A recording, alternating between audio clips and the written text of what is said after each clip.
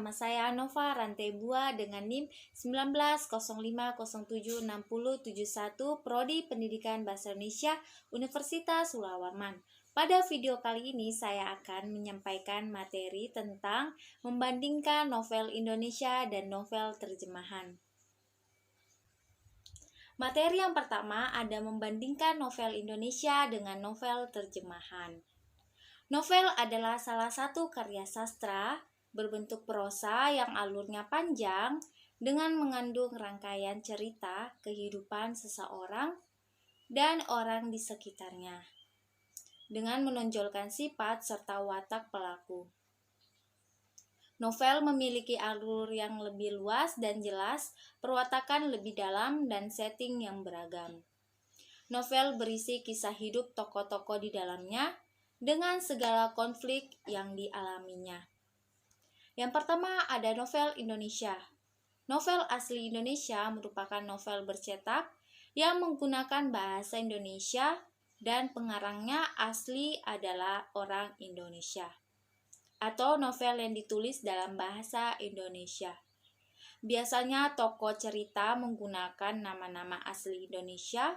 Secara keseluruhan, setting novel Indonesia adalah 66% mengambil setting waktu kekinian zamannya, serta 34% bercerita tentang masa yang belum lama berlalu.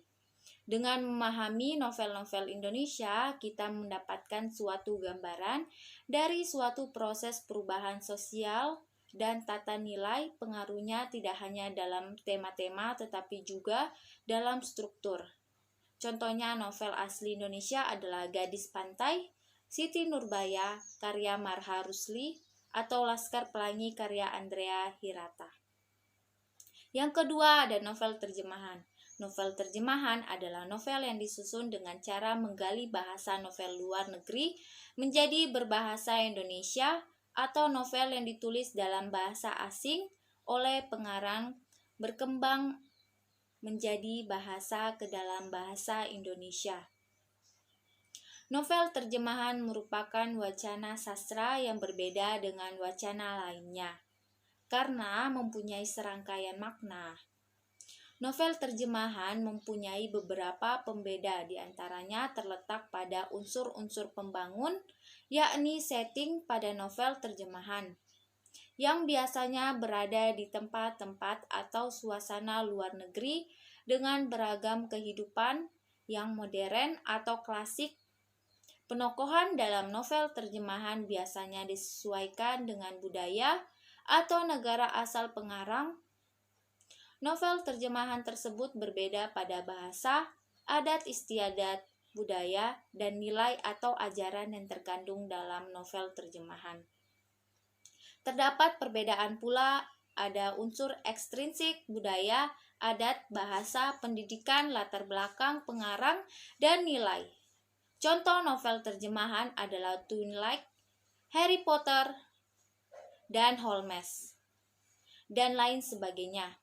Persamaan dan perbedaan novel Indonesia dan novel terjemahan. Berikut persamaan dan perbedaan novel Indonesia dan novel terjemahan dapat dilihat melalui unsur intrinsik dan unsur ekstrinsik novel tersebut. Novel Indonesia yang pertama, unsur intrinsiknya. Unsur intrinsik adalah unsur yang langsung menggunakan karya tersebut dan berada di dalam karya tersebut. Yang pertama ada tema. Tema adalah ide dasar atau gagasan pokok yang mendasari cerita. Yang kedua alur, adalah rangkaian peristiwa demi peristiwa dalam novel. Yang ketiga ada tokoh serta perwatakan berkaitan dengan pelaku dalam novel. Yang keempat ada sudut pandang, adalah cara penulis novel menceritakan kisahnya atau segi pandang penulis dalam membawakan cerita. Yang kelima ada latar, adalah tempat dan waktu terjadinya cerita dalam novel. Yang keenam ada gaya bahasa, berkaitan dengan penggunaan bahasa oleh penulis dalam novel tersebut.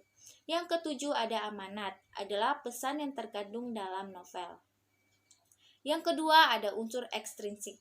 Unsur ekstrinsik adalah unsur yang berada di luar karya tersebut.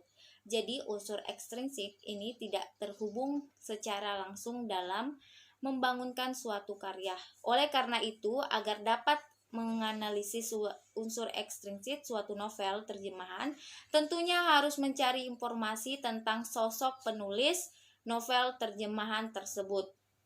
Berikut merupakan unsur ekstrinsik. Yang pertama, biografi pengarang. Biografi pengarang adalah latar belakang hidup pengarang novel. Kehidupan pengarang akan berpengaruh pada novel yang dia tulis. Yang kedua, ada kondisi masyarakat. Kondisi masyarakat adalah keadaan masyarakat setempat saat novel ditulis oleh pengarang. Kondisi masyarakat yang disebabkan banyak faktor, seperti kondisi sosial, budaya, politik, ekonomi, dan sebagainya. Yang ketiga, ada nilai-nilai dalam cerita. Nilai-nilai cerita adalah nilai-nilai yang disisipkan pengarang novel dalam karya yang ditulisnya. Nilai-nilai cerita mencakup berbagai aspek, yaitu moral, sosial, budaya, agama, politik, ekonomi, seni, dan lain-lainnya. Dengan memperhatikan unsur ekstrinsik tersebut, pembaca dapat mengetahui hal-hal di luar novel yang mempengaruhi isi cerita novel tersebut. Setiap novel memiliki unsur ekstrinsik yang berbeda-beda. Begitu pula dengan novel Indonesia dan novel terjemahan. Keduanya akan dibangun oleh unsur ekstrinsik yang berbeda. Hal tersebut utamanya disebabkan perbedaan latar belakang, geografi, sosial, dan budaya di suatu negara dengan negara lain. Selain itu, saat membaca novel Indonesia dan novel terjemahan, pembaca dapat membandingkan unsur ekstrinsik di kedua novel tersebut. Dilakukan dengan memperhatikan langkah-langkah berikut. Yang pertama, membaca novel Indonesia dan novel terjemahan secara saksama. Yang kedua, memperhatikan biografi pengarang kedua novel dan mencatat hal-hal menarik yang berpengaruh terhadap isi cerita. Yang ketiga, mencari tahu kondisi masyarakat di daerah atau negara asal pengarang saat novel tersebut ditulis. Yang keempat, memperhatikan dan mencatat nilai-nilai yang disisipkan pengarang dalam novelnya yang meliputi nilai moral, sosial, budaya, agama, politik, dan sebagainya. Yang kelima, membandingkan persamaan dan perbedaan kedua novel yang dipengaruhi oleh unsur-unsur ekstrinsik tersebut. Pembahasan yang kedua ada karakteristik novel terjemahan.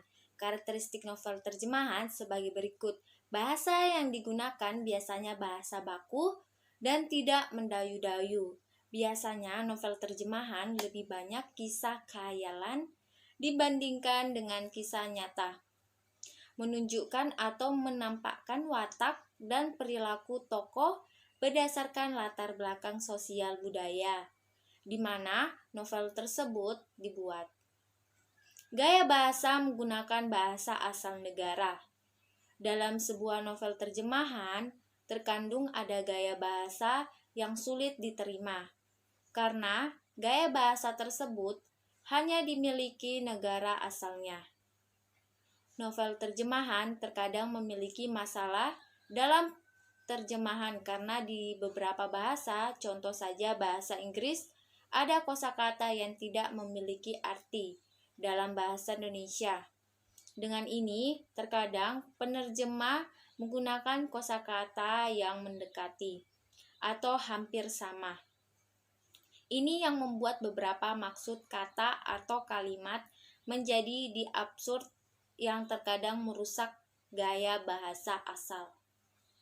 Novel terjemahan adalah karya sastra yang menceritakan kehidupan seseorang atau tokoh dengan lengkap yang ditulis dalam bahasa asing, yang kemudian akan dialih bahasakan ke dalam Indonesia.